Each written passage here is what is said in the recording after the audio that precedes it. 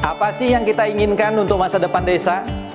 Warga desa yang sehat, pendidikan yang berkualitas, pendapatan yang meningkat dan merata, lingkungan desa yang tetap lestari, desa aman, nyaman, dan damai berkeadilan. adat dan budaya desa yang terlindungi. Semua itu adalah cita-cita kita bersama melalui SDGs Desa. kita bergandengan dengan seluruh warga sedunia. Melangkah maju, mewujudkan cita-cita bersama. Desa-desa di Indonesia telah menapaki kemajuan. Gotong royong yang tetap terjaga. Fasilitas di desa semakin baik, pendidikan dasar mencukupi. Akan tetap kita tidak boleh lengah, sebab masih banyak tantangan yang menghadapi. pengangguran pemuda desa. Pengangguran pemuda desa harus diatasi. Penurunan kemiskinan desa harus lebih cepat lagi. Kebakaran hutan harus dihentikan. Kekerasan terhadap perempuan harus dihilangkan. Pekerjaan-pekerjaan yang belum usai ini. Kini harus kita tuntaskan. Jadi, mari berdiri. Mari berdiri. Mari berdiri sebaris, berjajar bergandengan tangan, Melukis kuntul baris. Mewujudkan cita-cita kita bersama. dan pastikan Tidak ada satupun warga desa yang tertinggal di belakang. Mari membangun Indonesia dimulai dari desa. 18 tujuan untuk mewujudkan desa yang lebih baik.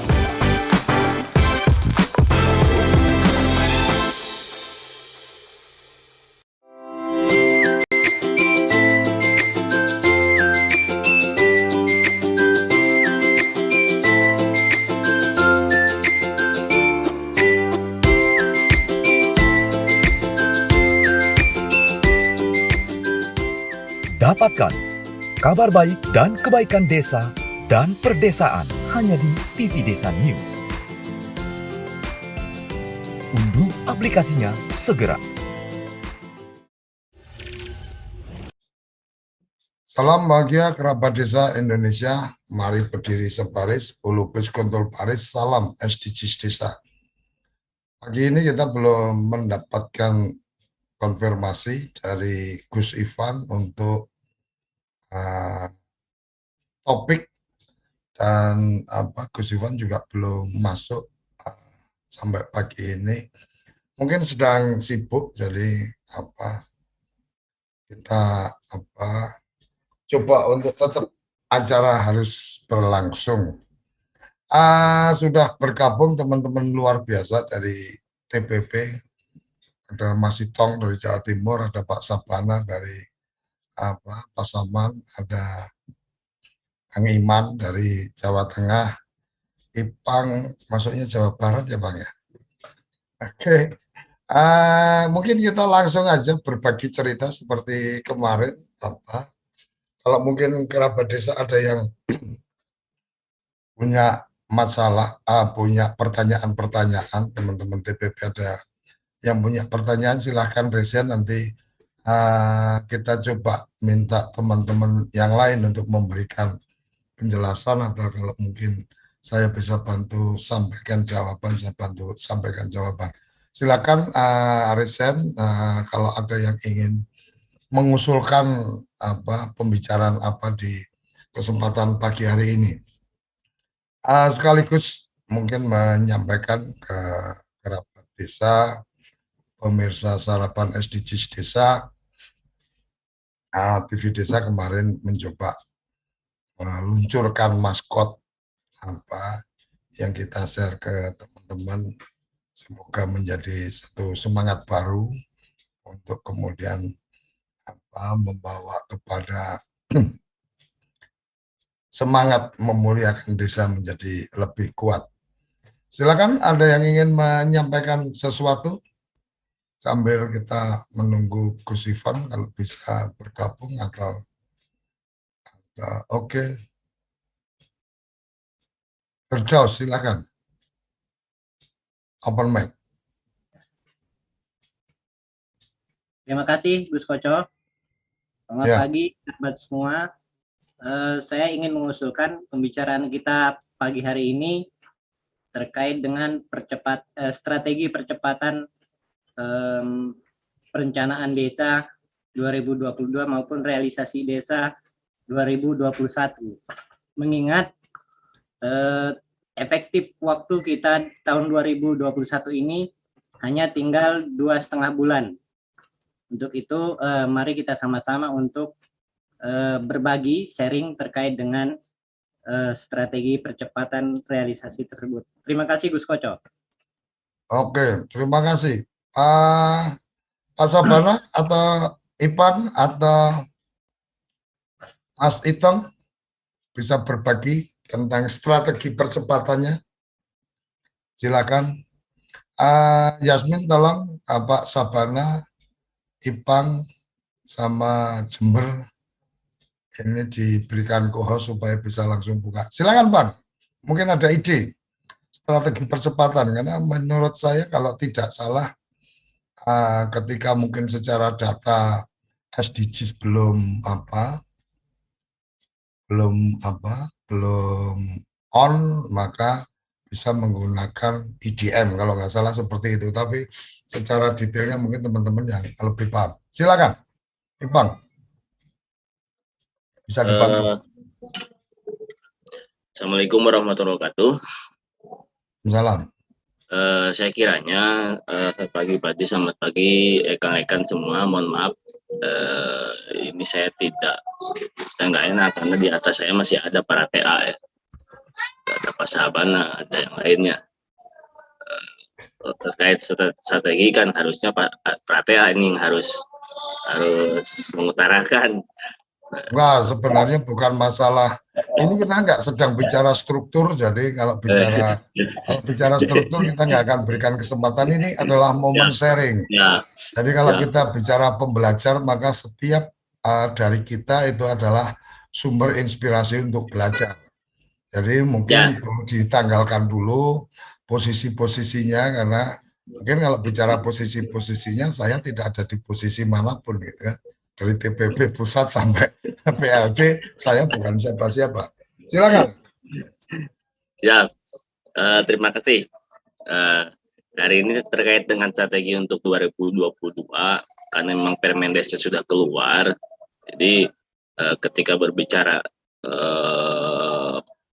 perencanaan kegiatan desa terkait dengan pembangunan maupun pemberdayaan, yang hari ini saya kira itu lebih baik di pemberdayaan. Kenapa? Karena 5 tahun ke belakang itu kan DD sudah sudah terlaksana 6 tahun ya, bisa sampai 7 tahun dengan kemarin, walaupun posisinya 2 tahun ini kita dihadapi dengan COVID. Jadi lebih baik ini tahun ini lebih banyak ke pemberdayaan. Bagaimana membangun ekonomi masyarakat di tengah lesunya ekonomi ya, dikarenakan COVID-19 masih belum selesai, bahkan di tahun depan pun masih ada BLT dan penanganan COVID. Maka ketika hari ini membangun ekonomi ya, desa harus siap. Dan jangan terlalu banyak kegiatan. Ketika satu kegiatan yang dibangun, misalnya kegiatan adalah pembangunan ekonomi masyarakat, maka ekonomi masyarakat yang dibangun, tidak dengan hal-hal lainnya. Nah, terkait dengan itu, adapun kalau membaca strategi, kadang-kadang kita mentok dengan terkait atau tergantung kepala desanya. Kalau kepala desanya itu adalah yang punya pemikiran luas, ya mereka siap sebetulnya untuk kemajuan desa, untuk memajukan desanya, strateginya. Tapi kalau seorang kepala desanya ini hanya tidak itu biasa saja, tidak mau, yang penting berjalan itu kan apa adanya, itu kan, maka didorong pun sulit. Enggak, kita seorang pendamping pun sangat sulit di sana. Kalau mendorong hal itu, biarnya mendorong mobil mogok lah. Nah, dan juga pas desa pasti akan menunggu pagunya dulu. Ini jadi masalah itu saat ini. Yang jadi masalah adalah ketika walaupun Permendesnya keluar, tapi tetap desa itu akan menunggu pagunya dulu. Berapa sih pagu DD-nya, gitu kan? ADD, DD yang hari ini di tahun 2022 ini yang masuk ke desa, apakah menurun, apakah bertambah? Nah, terus kenapa? Karena memang ketika tidak terlihat pagunya, kadang-kadang desa pun, ya contohnya di kami lah, jadi tetap desa itu akan menunggu. Yang keduanya, yang penting berjalan dulu hari ini adalah di RKP. Cuma hasil RKP ini tidak asal. Kenapa? Karena harus hasil dari musyawarah. Hanya rekognisi dan subsidi dari hasil situ berlaku harusnya kan ya. Jadi apakah kepala desanya sudah paham terhadap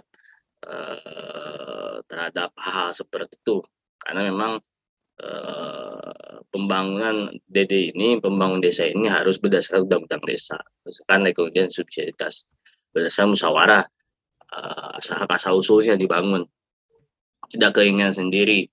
Maka strateginya adalah bagaimana hari ini desa tidak terlalu banyak untuk membangun di kegiatan fisik.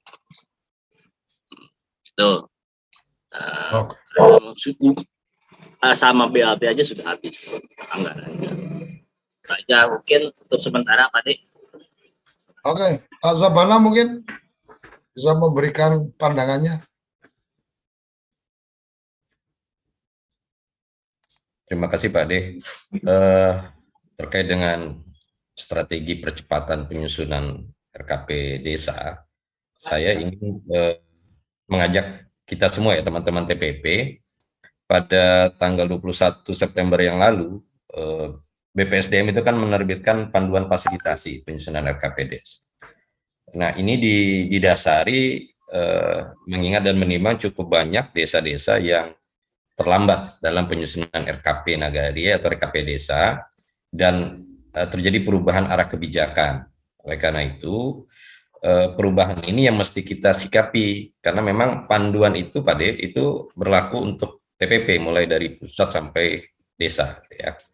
Nah, menariknya, ini kan karena pada tahun ini, untuk arah kebijakan ke depan itu, prioritas penggunaan dana desa diarahkan pada upaya pencapaian SDGs. Nah, bagaimana pemerintah desa memahami indikator SDGs gitu. Nah, ini juga menjadi penting. Di sisi lain, desa juga masih bergelut dengan upaya menuntaskan SDGs-nya sendiri. Ada yang sudah siap, ada yang belum. Ya. Yang disampaikan Pak De tadi, kalau memang data SDGs-nya belum siap, kita menggunakan data IDM. Pertanyaannya, seberapa jauh pemerintah desa bisa membaca, memahami, dan kemudian menganalisa rekomendasi yang dikeluarkan dari IDM. Nah, ini yang mesti mungkin juga didudukan gitu pemahamannya Pak De. Alur tahapan yang ada di panduan fasilitasi itu sudah cukup baik gitu ya. Dimulai dari bagaimana desa itu bisa melakukan musdes dulu di awal. Nah, musdes itu kan tidak terlalu repot ya, tidak terlalu ribet menyiapkan dokumen administrasinya. Misalnya terkait dengan RKP yang disampaikan Ipang tadi misalnya. Harusnya pemerintah desa ini sudah disampaikan atau disosialisasikan untuk segera menyiapkan laporan realisasi RKP tahun sebelumnya. Lalu kan juga ada pokok-pokok pikiran BPD yang mesti disiapkan. Nah, di banyak desa, pokir ini berbeda tafsirannya. Ada yang menganggap pokir ini sama seperti DPRD misalnya kan. Ada program, ada kegiatan, ada anggaran yang harus dialokasikan oleh desa. Sementara pokok pikiran yang dimaksudkan oleh undang-undang desa, peraturan pemerintah dan peraturan menteri desa bukan seperti itu, tapi arah kebijakan dari perspektif lembaga BPD-nya. Bagaimana BPD ini melihat apa yang menjadi permasalahan di desa dan dikaitkan dengan rencana pembangunan desa ke depan. Gitu loh, Pak. Lalu yang terkait dengan berikutnya adalah bagaimana aspirasi dan prakarsa masyarakat yang ada di desa itu bisa bisa dihimpun, lalu disusun dan diklasifikasikan sesuai dengan prioritasnya. Terakhir, kalau memang sudah ada hasil SDGs desa, kalau sudah ada ya, tapi kebanyakan kan belum. Kementerian Desa hari ini sedang memfokuskan 35 kabupaten kota dulu yang memang kemiskinannya ekstrim, dan bagi yang belum, seperti yang kami sampaikan tadi, bagaimana data IDM ini idealnya bisa dipahami dulu di tingkat desa. Nah, tentu teman-teman TPP, mulai dari TA kabupatennya, PD dan PLD, duduk bersama, bekerja sama, memberikan fasilitasi dan pendampingan kepada pemerintah desa untuk bisa memahami data IDM ini. Setelah itu barulah kita bergerak ke tahapan berikutnya, tahapan penyusunan tim RKP dan lain-lain. Nah, mengingat ini sudah bulan Oktober, kami pikir juga sebuah hal yang logis agar fasilitasi penyusunan RKP ini bisa disusun dalam bentuk rencana kerja tindak lanjut, dan ini disepakati bersama. Idealnya kan disampaikan ke Dinas PMD, camat, dan para kepala desa, sehingga bisa sama pemahamannya. Untuk desa yang belum ya Pak De ya, tapi kan sebagian desa di wilayah lain itu juga sudah selesai menyelesaikan RKP desanya misalnya. Nah, mungkin bagi yang sudah menyelesaikan tentu harus mengalami perubahan, karena memang Permendes 7 2021 itu baru terbit di bulan Agustus ya kemarin, akhir Agustus 2024. Nah, ini tentu perlu penyesuaian bagi desa-desa yang sudah menyelesaikan RKP atau nanti di APB. Mungkin itu Pak De. Jadi mesti satu dulu pemahamannya terkait dengan alur tahapan dan kegiatan perencanaan pembangunan desa di tahun 2022. Karena masih ada juga desa yang memahami acuannya ke Permendagri 114 tahun 2014 gitu ya, sehingga ada sedikit perbedaan dengan Permendes 21 2020. Begitu Pak De. Oke, terima kasih. Kamal Sarendeng, posisi kameranya coba di landscape. Ya, oke, silakan. Ada yang ingin disampaikan? Terima kasih. Selamat pagi Gus. Salam sehat bagi kita sekalian. Pagi. Ada beberapa hal terkait pendampingan di kabupaten kami, di Kabupaten Talaut, yang mungkin bisa jadi salah satu bahan diskusi pagi ini, karena kebetulan kita belum juga ada materi dan dibahas pagi ini. Pertama terkait RKPDes yang sudah kami tentukan, sudah selesai, tetapi pada minggu kemarin, kami diundang dalam rangka pertemuan lintas sektor oleh pemerintah daerah mengenai kebijakan-kebijakan daerah yang harus masuk pada RKPDes. Ada beberapa kebijakan yang menurut kami agak bertabrakan dengan apa yang sudah diputuskan di desa. Tetapi ada pertanyaan-pertanyaan yang muncul juga.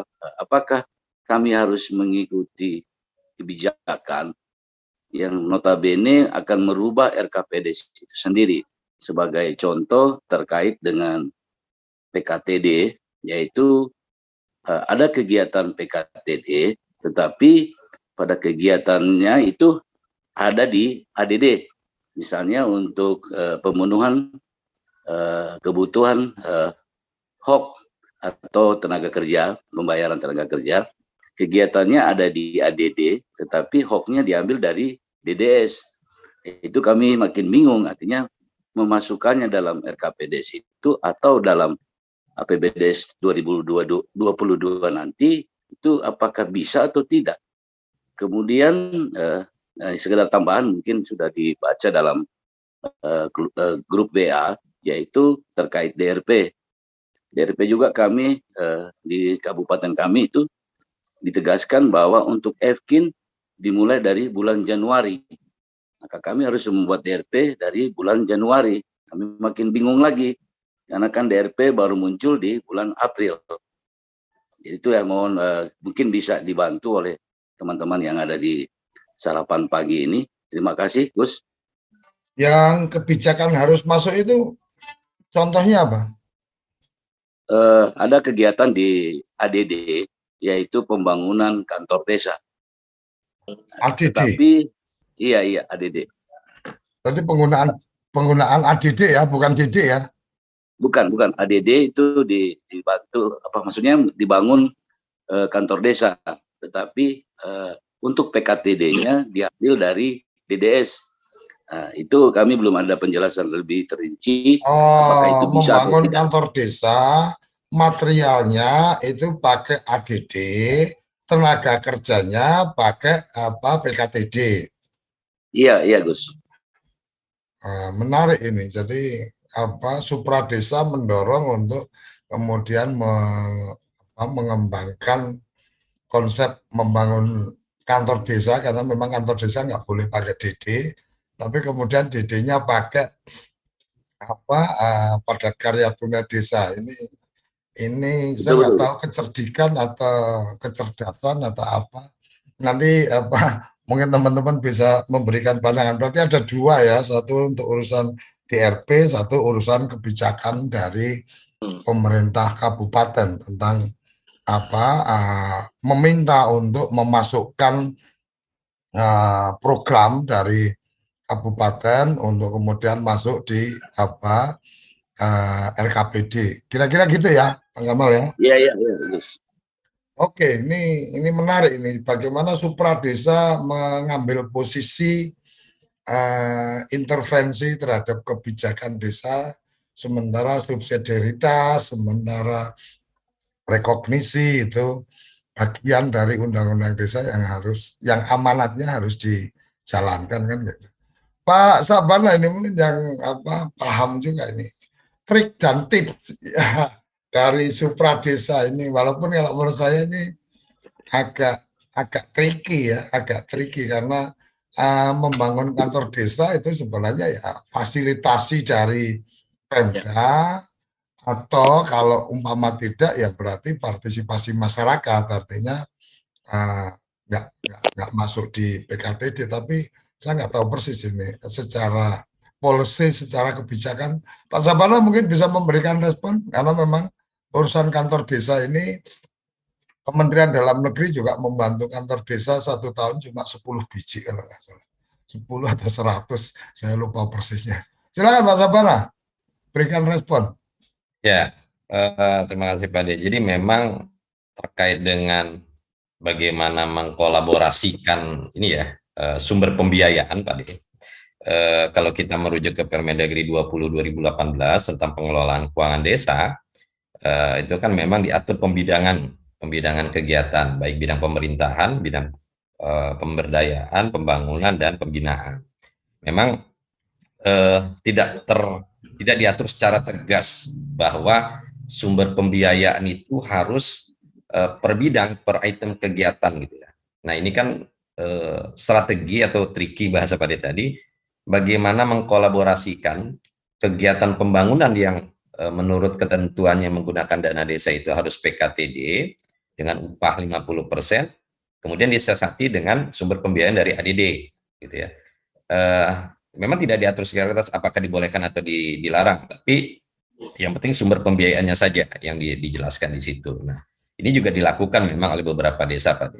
Artinya ketika ada benturan dengan prinsip, maka sumber pembiayaannya yang dicarikan. Artinya dari sisi itu, sepanjang dia tidak menyalahi, itu bisa dilaksanakan gitu ya. Kalau dari analisa hukumnya, jadi bisa dilaksanakan saja misalnya. Tapi kan PKTD sendiri kan mestinya menyebutkan itu kegiatan apa, kemudian 50% itu untuk apa, tenaga kerja. Artinya kalau bicara PKTD, kalau tidak salah saya memahami, PKTD ini kan lebih pada kegiatan-kegiatan yang itu kemudian menguatkan apa sektor ekonomi masyarakat atau pemberdayaan ekonomi masyarakat. Nah, kalau kemudian PKTD-nya itu 50%, saya nggak paham ini triknya kan seperti apa ketika kemudian PKTD itu disebutkan sebagai membangun balai desa 50% anggaran dari apa dari apa sebentar itu ya benar, yang punya anak biar diurus dulu anaknya. Oke, jadi menurut saya ini trikinya kurang cantik gitu kan. Karena kalau bicara PKTD kan pasti disebut dong programnya apa gitu kan. Umpama nih program PKTD untuk keperluan apa, pengembangan apa, potensi apa pertanian umpamanya, taruh kata nih. Kemudian membenahi saluran irigasi tersier. Kemudian tenaga kerjanya lebih dari 50% karena memang kemudian apa banyak orang yang bekerja dan itu efek ekonominya jelas gitu kan. Jadi nah kalau kemudian dipakai untuk membangun balai desa, berarti PKTD-nya kan tetap disebut sebagai pembangunan balai desa. Dan dana desa setahu saya tidak boleh sampai hari ini ya. Nggak tahu nanti apa diizinkan atau enggak. Jadi kayaknya ini apa trikinya kurang cantik dan menurut saya desa punya hak untuk menolak atau tidak mengalokasikan anggaran itu daripada nanti menjadi temuan kan gitu. Kira-kira gitu. Benar nggak Pak Sapana? Ya, memang secara tegas di Permendes tentang prioritas penggunaan dana desa sejak tahun kemarin ya 2020 dengan Permendes 13 dan hari ini Permendes 7 untuk tahun 2022 upah atau PKTD itu memang melekat di satu kegiatan. Jadi betul yang disampaikan Pak Dek. Upah itu di satu kegiatan. Misalnya satu kegiatan itu nilai total anggarannya 100 juta, maka 50 juta itu upah, 50 juta bahan material belanja bahan gitu ya. Nah, ketika dia dipecah, misalnya belanja bahannya ADD, lalu upahnya DD, ini yang memang menjadi tidak cantik, akan terlihat nanti oleh pemeriksa, oleh Inspektorat atau BPKP, sehingga bisa mengakali dan upah itu kan bukan berdiri sendiri, dia memang melekat pada satu kegiatan. Misalnya gitu ya. Ini yang memang diatur di Permendes tentang prioritas. Tapi ini juga menjadi apa perdebatan, bukan perdebatan ya, diskusi hangat di kalangan teman-teman TA sendiri, teman-teman TAID misalnya waktu itu ada sudut pandang yang berbeda misalnya terkait dengan peletakan anggaran PKTD pada satu kegiatan dengan memecah. Nah, ini bisa jadi temuan betul gitu ya, berpotensi. Akan lebih baik kegiatan fisik itu tidak dalam pengertian pembangunan karena memang mulai tahun kemarin dana desa itu sejak dicabut mandatnya oleh Undang-Undang Nomor 2 2020 itu lebih kepada penguatan pemulihan ekonomi. Jadi kegiatannya itu bagaimana membuka lapangan kerja seluas-luasnya, menyerap lapangan kerja dan mereka masyarakat menerima upah. Ya, memang arahnya ke situ. Betul yang disampaikan Pak Ade. Mungkin begitu Pak Ade. Oke, jadi secara umum desa punya hak untuk menolak atau tidak tidak mengikuti apa yang diarahkan oleh supra desa manakala memang risikonya nanti ada di desa. Jadi sebagai gambaran teman-teman mohon dijadikan penguatan juga kepada desa. Jangan sampai nanti kejadiannya semua kepala desa mendapatkan masalah seperti salah satu kabupaten di Madura waktu itu karena pengadaan sesuatu yang kemudian itu mengikuti arahan dari Pemda, maka kemudian semua kepala desanya dapat masalah gitu kan. Kasihan juga itu. Sebagai pendamping, sebagai orang yang mendampingi, maka harus memberikan pengingatan atau mengingatkan bahwa ini tidak baik untuk untuk desa, ini berisiko untuk kepala desa dan seterusnya. Kira-kira itu. Yang kedua tadi tentang DRP. Tentang DRP ini masih terus menjadi masalah masih terus menjadi pertanyaan. Setahu saya kalau di RP itu yang kemudian kemarin sudah disampaikan Januari sampai bulan April atau apa itu, kemudian data-data dimasukkan ke si Pandu atau apa ya istilahnya kemarin. Pemberdayaan. Si pemberdayaan, jadi data-datanya dimasukin di situ, simpelnya seperti itu setahu saya. Kemudian semua kegiatan yang sudah menggunakan DRP otomatis itu sudah terrecord dan sudah masuk ke BPSDM. Kira-kira seperti ya Pak Sabana ya? Iya, memang betul Pak. Jadi terkait dengan DRP yang diatur di Kepmen Desa 40 itu ada perbedaan pendapat juga.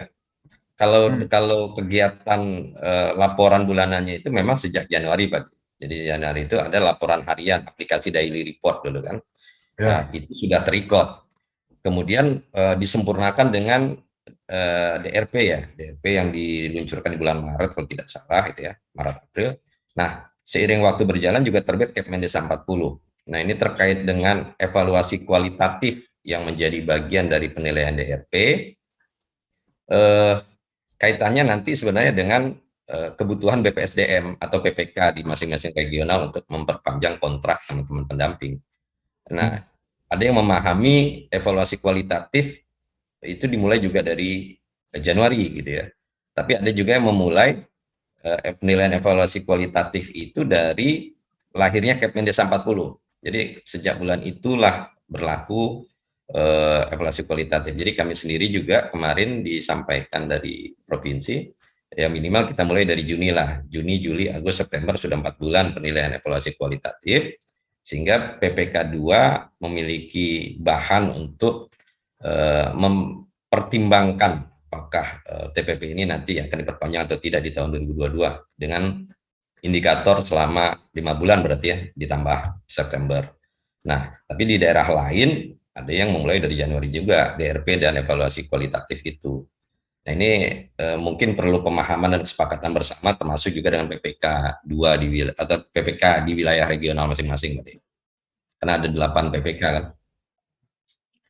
Oke, ini mungkin bagian sangat teknis, mestinya nanti dari BPSDM mungkin bisa memberikan informasi juga lebih detailnya seperti apa. Mas Mokson Hadi, silakan. Ya, Assalamualaikum warahmatullahi wabarakatuh. Salam. Ya, terima kasih Pak De. Kepingin bertanya kepada Bang Sabana ini. Jadi kemarin ada beberapa desa yang menanyakan kepada kita terkait masalah SDGs. Di mana untuk RKPDes tahun 2022 ini indikatornya adalah kepada SDGs. Seperti yang disampaikan oleh Bang Sabana tadi, ketika SDGs-nya belum selesai, mungkin kita bisa mengacu kepada IDM. Jadi ada desa yang menyampaikan kepada kita bahwasannya ada enggak sebuah ketegasan kepada desa bahwasannya dalam penggunaan dana desa di tahun 2022 ini memang itu mengacu kepada SDGs. Seperti halnya bagaimana ketika orang-orang yang memang itu menerima bantuan BLT itu masuk ke dalam data SDGs. Karena selama ini juga desa itu sendiri merasa terintervensi dengan kebijakan-kebijakan supradesa ataupun pemangku kepentingan Pak D. Jadi inginnya ketegasan daripada penggunaan dana desa di tahun 2022 ini mengacu kepada SDGs. Nah, itu yang memang diminta oleh desa sehingga desa tidak merasa terintervensi dengan kebijakan-kebijakan yang ketika itu sudah di tengah perjalanan ada kebijakan masuk yang memang itu harus melakukan perubahan APBDes Pak D. Udah, kita aja Pak D. Terima kasih.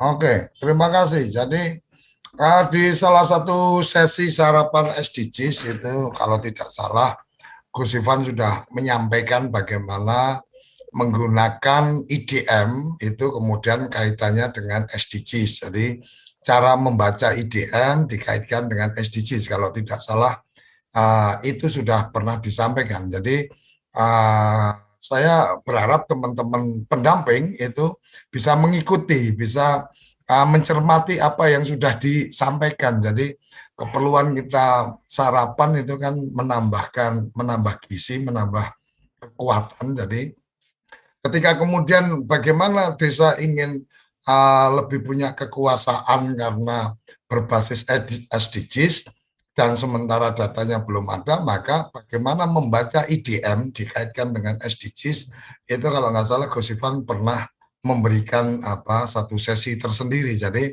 teman-teman pendamping tolong itu juga bisa dijadikan sumber inspirasi, sumber untuk kemudian pembelajaran. Jangan kemudian hanya sekedar absen 2 menit gitu kan, tetapi kemudian tidak lagi mengikuti pas waktu luang, mengikuti tayangan. Jadi akhirnya apa-apa yang dipertanyakan itu sebenarnya bagian-bagian yang sudah pernah disampaikan. Dan satu lagi, teman-teman pendamping profesional, channel khusus SDGs Desa juga ada. Jadi teman-teman tinggal mencari youtube.com/SDGs Desa. Itu semua materi sarapan SDGs ada di situ. Jadi bisa kemudian lebih memudahkan mencari, tidak harus mencari di channel YouTube-nya TV Desa. Jadi itu cara kami untuk memberikan kemudahan kepada teman-teman pendamping, memuliakan teman-teman pendamping supaya lebih gampang mendapatkan. Jadi kadang-kadang kita merasa kikuk juga ketika ditanya episode yang ke-100 sekian, episode yang kesekian, tolong dikirim linknya. Ya halo, hari ini sudah ada channel khusus SDGs Desa, ya Anda tinggal datang aja ke situ, tinggal dicari aja itu urut udah dari episode 1 sampai 184. Kemarin 185 yang hari ini ya nanti nggak sampai besok juga sudah upload di SDGs Desa. Jadi tolong teman-teman juga lebih smart, lebih memahami, mencari informasi dengan lebih mudah. Oke, Pak Sabana mungkin bisa diberikan informasi tambahan menyangkut bagaimana daulat desa ingin ditunjukkan dengan mengikuti berbasis SDGs Desa, tetapi kemudian yang menjadi pertanyaan, data SDGs-nya kita belum dapat rekomendasinya dan seterusnya. Jadi kerabat desa, teman-teman pendamping profesional, di sarapan SDGs Desa, kita berharap ini menjadi forum teman-teman untuk menjadi pembelajar, saling belajar. Dan ketika melihat gelas separuh isi, maka tidak terisi penuh, maka mari kita lihat isinya. Jadi separuh isi, sepertiga isi, bukan kemudian kurang 1/4, kurang 3/4. Jadi bukan kurangnya yang kita lihat. Yang kita lihat yang sudah ada isinya. Jadi bagaimana kita selalu melihat sesuatu dengan hal yang positif, bahwa apa yang kurang kalau mau mencari, ya seumur hidup Anda akan capek untuk mencari kekurangan.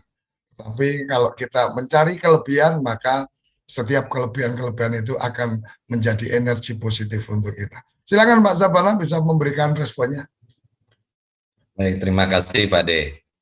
Jadi pertanyaan Bang Maksan Hadi tadi, apakah ada aturan hukum yang menegaskan bahwa prioritas penggunaan dana desa itu mengacu ke arah pencapaian SDGs ya, seperti itu ya.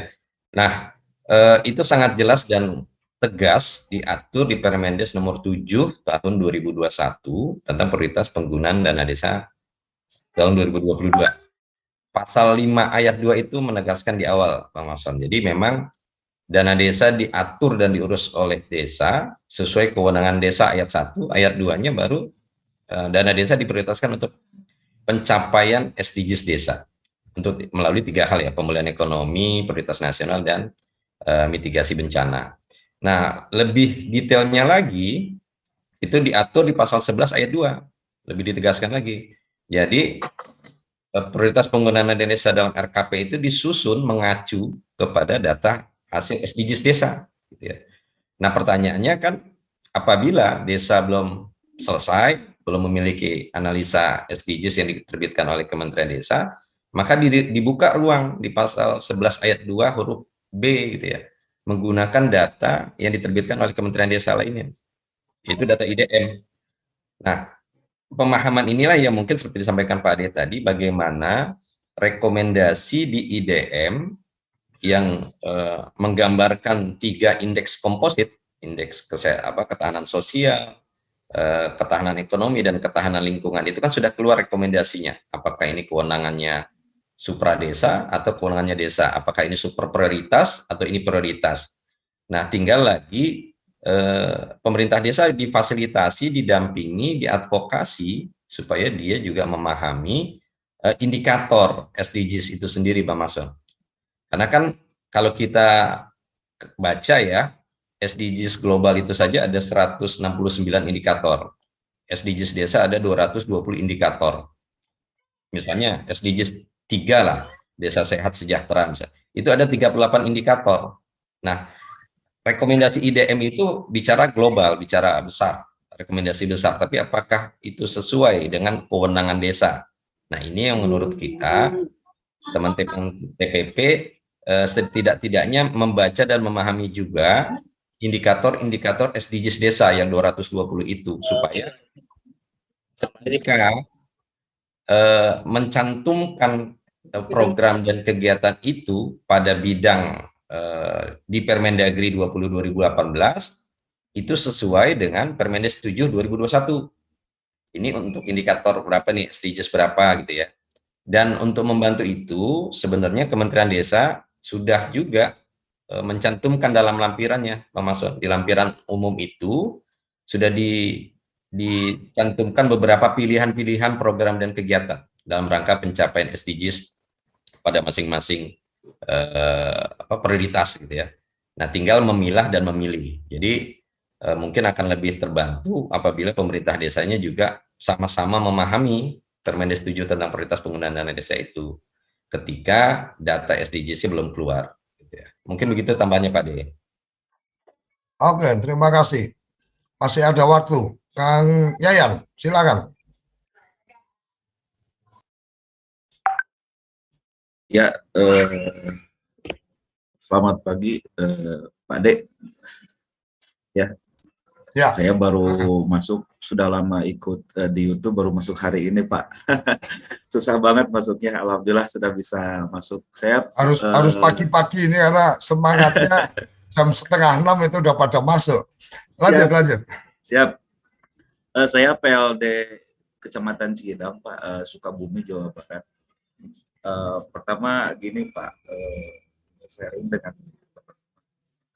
seluruh Indonesia, masuk salam juga buat Pak Sebana.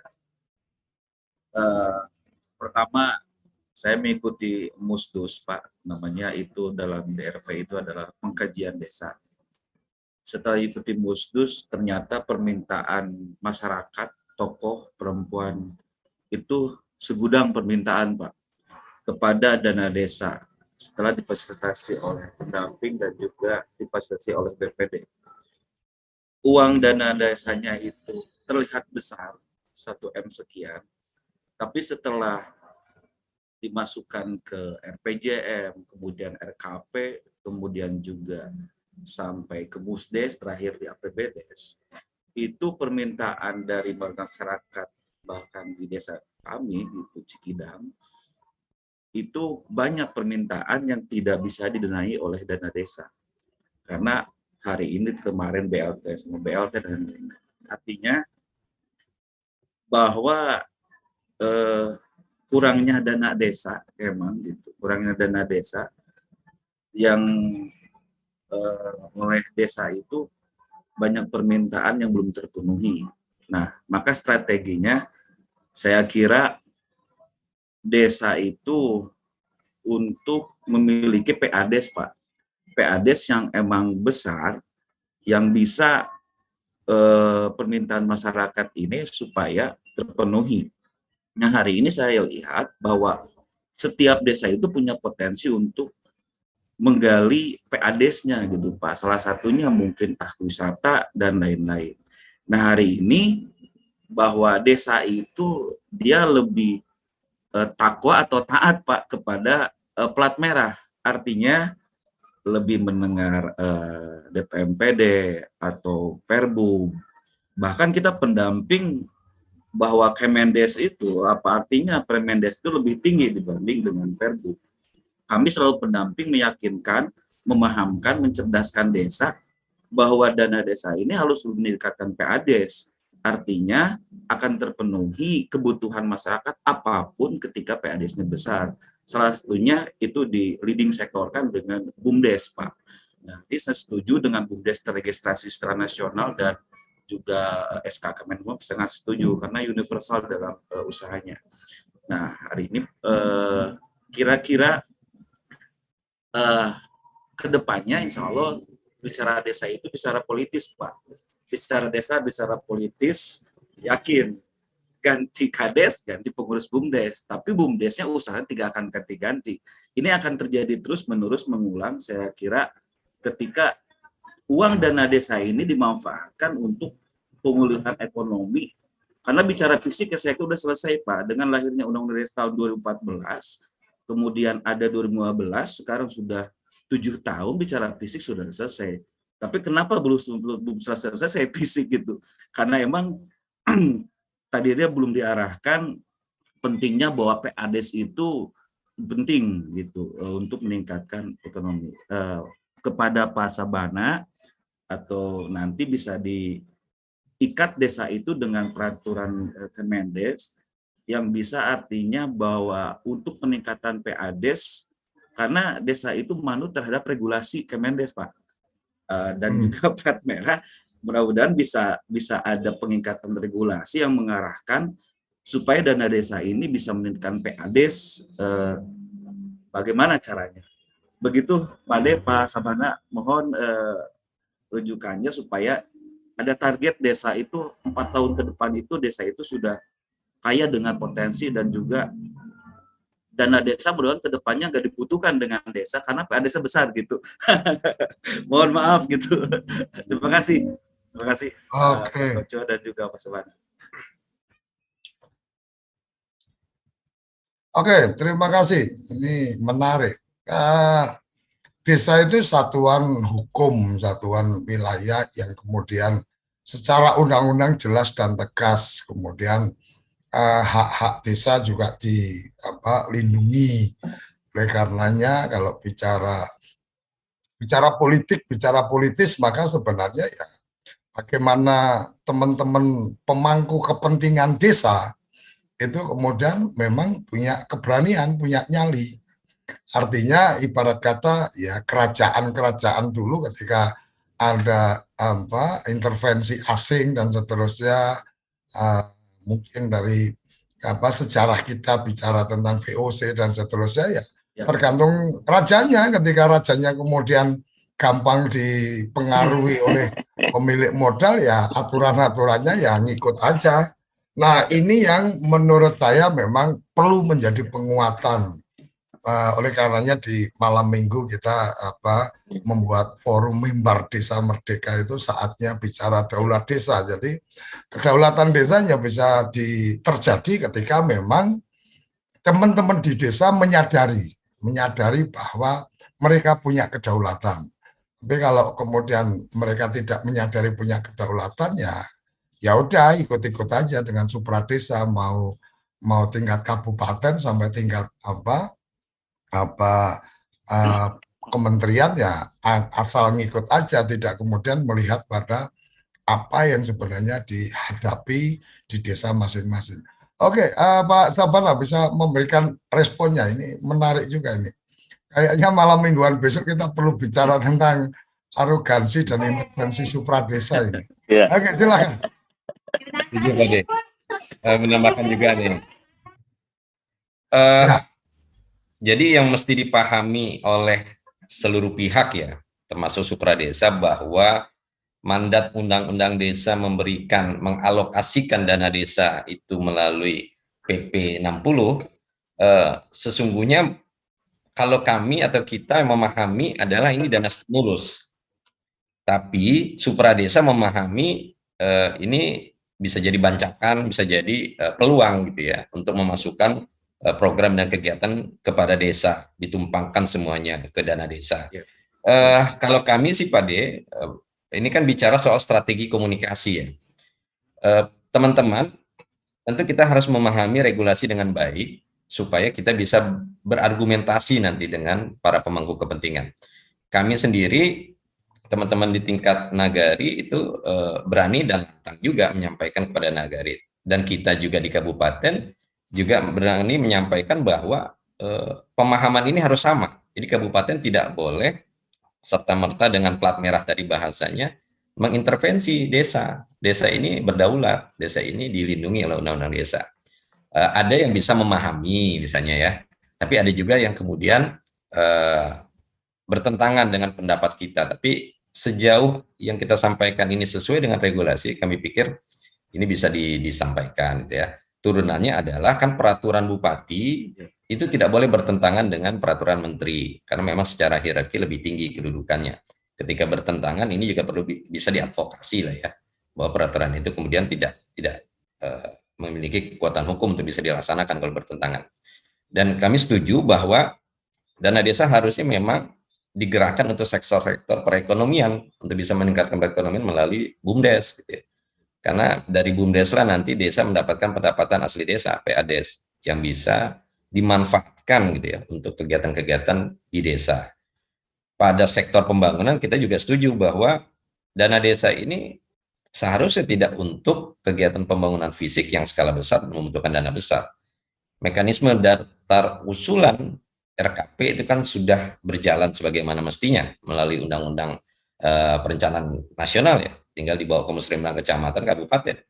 Jadi serahkan saja apa yang menjadi kewenangan kabupaten terkait dengan pembangunan fisik seperti jalan dan manfaatkan dana desa untuk pembangunan perekonomian masyarakat dan kegiatan pemberdayaan masyarakat. Saya setuju nih dengan Kang Yayan. Ini juga kebetulan dulur kita nih Pak De, sama-sama dari Sukabumi. Jadi memang. Oh iya. Mohon Pak. Itu mungkin Pak De. Oke, terima kasih. Masih ada 6 menit. Silakan, Mulia.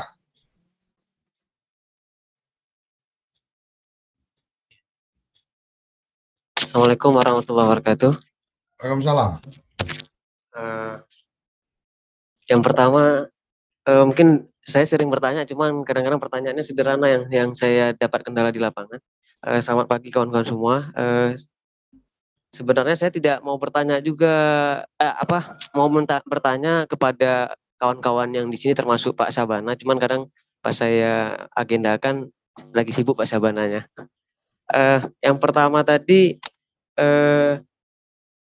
yang saya mau tanyakan Pak, yang pertama ini mohon maaf nih banyak yang topiknya berbeda-beda nih. Yang pertama, bagaimana kita cara selamatkan data yang sudah diinput ini, trik-trik dari aplikasi Android. Ada desa pas pendataan SDGs itu di Android sudah dia masukkan tapi dia belum upload ke server, sehingga pas ada dashboard ini gimana cara menyelamatkan data yang di Android itu, karena lumayan juga banyak data yang terinput di situ. Apa triknya kira-kira di kawan-kawan?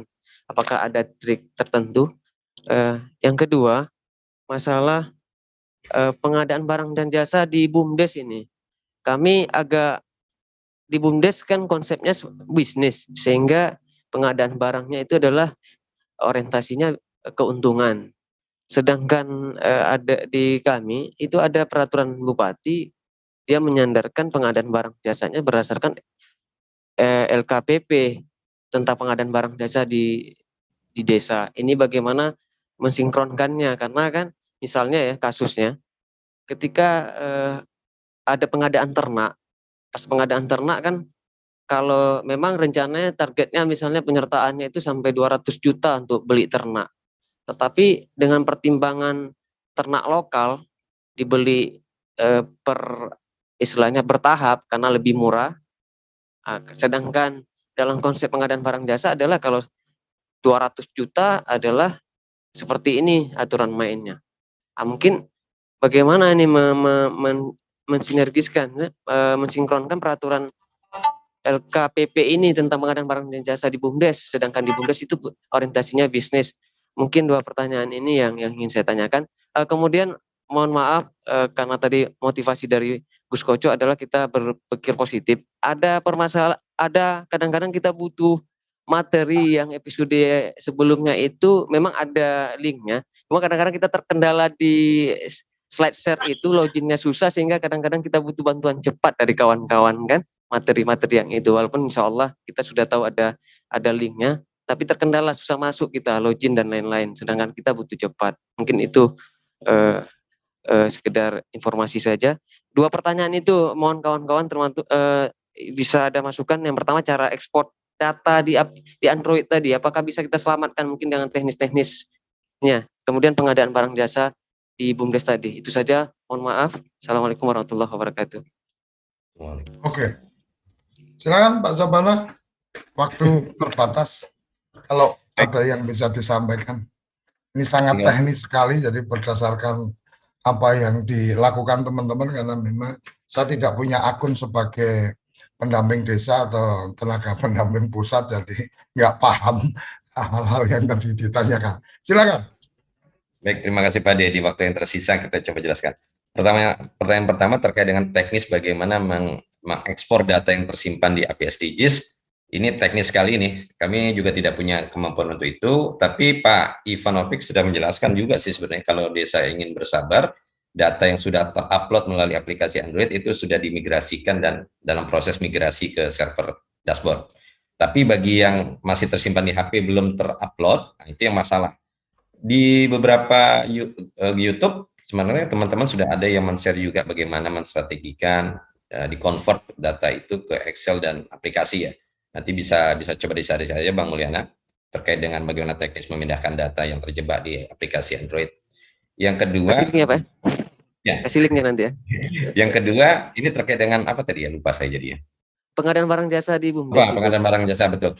Bahwa terkait dengan ketentuan pengadaan barang dan jasa terakhir itu kan diatur dengan Perka LKPP ya, nomor 12 tahun 2019 yang mengatur mekanisme regulasi pengadaan barang dan jasa dan memberikan mandat kepada pemerintah daerah untuk menerbitkan regulasi turunan dalam bentuk Perbup.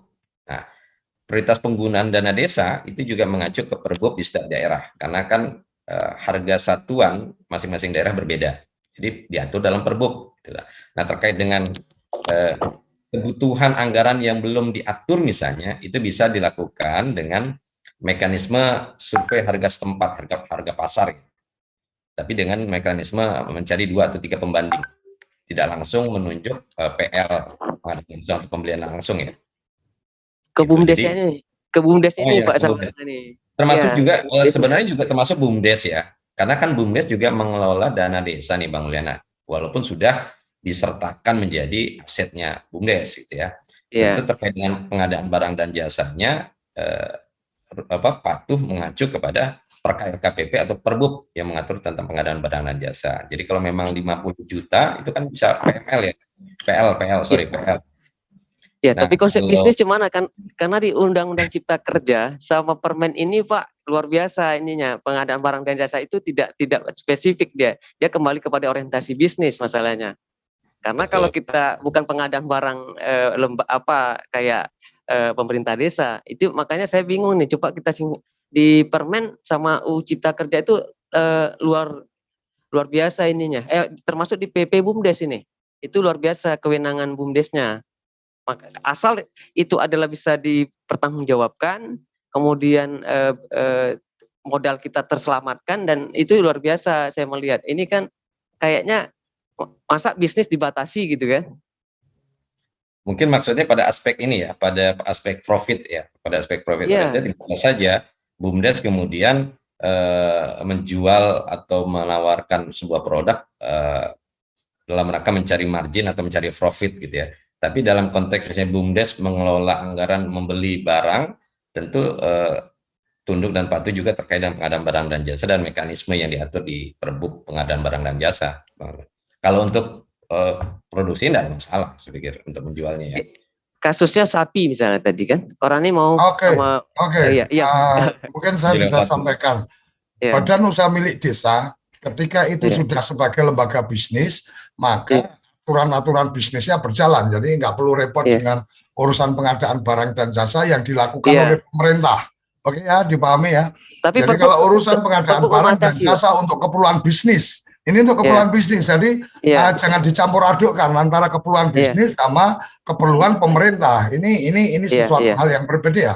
Kalau pengadaan barang dan jasa untuk keperluan bisnis, pasti dicari sumber atau resource dengan harga yang paling bagus. Iya, sepakat. Nah, kita tidak perlu kemudian mengadakan artinya aturan-aturan tentang bagaimana harus mengadakan lelang, penunjukan langsung dan seterusnya. Ketika sudah lembaga bisnis, maka kebijakan bisnis yang dilakukan oleh BUMDes. Tinggal manajemen BUMDes melakukan pertanggungjawaban. Oke ya, dipahami ya. Jadi jangan dicampur aduk. Anda jangan mencampur aduk antara lembaga usaha sama lembaga pemerintahan. Oke, sampai di sini obrolan kita sudah di penghujung acara. Terima kasih Pak Sabana, terima kasih teman-teman Ipang dan teman-teman yang lain yang sudah bergabung. Kenapa kita kemudian agenda kemudian mendiskusikan mengalir saja karena kebetulan Pak Ivan belum bisa bergabung pada kesempatan kali ini, dan kita tunggu malam minggu besok mungkin kita akan angkat topik tentang bagaimana desa melawan intervensi supra desa. Terima kasih, sampai berjumpa di episode-episode selanjutnya. Salam bahagia kerabat desa Indonesia.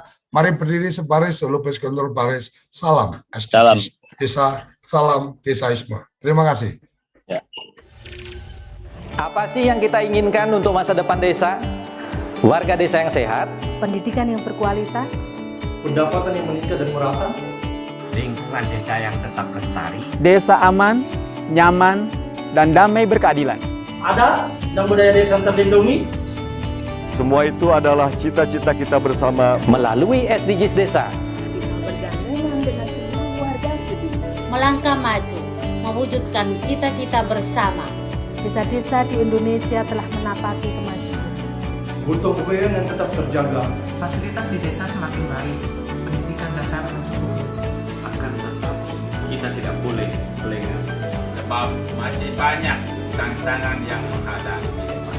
pengangguran pemuda desa. Pengangguran pemuda desa harus diatasi.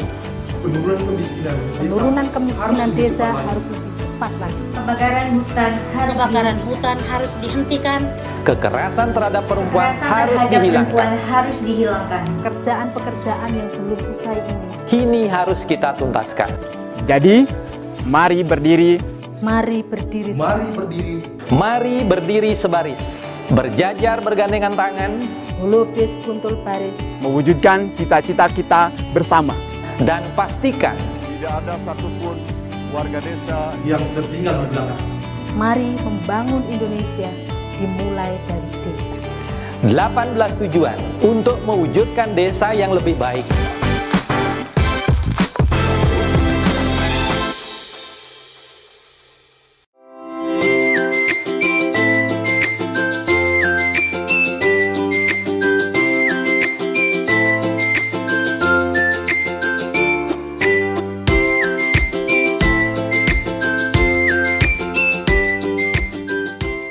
Dapatkan kabar baik dan kebaikan desa dan perdesaan hanya di TV Desa News. Unduh aplikasinya segera.